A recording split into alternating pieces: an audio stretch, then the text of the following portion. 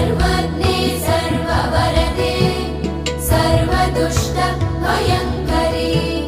सर्वदुःख हरे देवी महालक्ष्मी नमोऽस्तुते सिद्धिबुद्धि प्रदे देवी भुक्तिमुक्ति प्रदायिनी मन्त्रमूर्ते सदा देवी